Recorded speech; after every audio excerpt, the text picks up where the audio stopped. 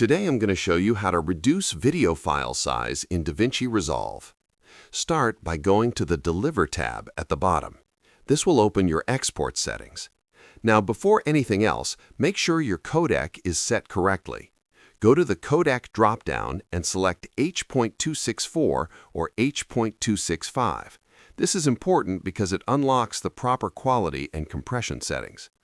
Once that's selected, scroll down to the Quality section. Now you will see a drop-down menu for quality. You can change it from Best down to Low. Choosing Low will significantly reduce file size while still keeping decent visual quality. If you want more control over compression, you can also use Rate Control. Switch it to Constant Bitrate and then manually set your bitrate depending on your needs. Lower bitrate equals smaller file size but lower quality.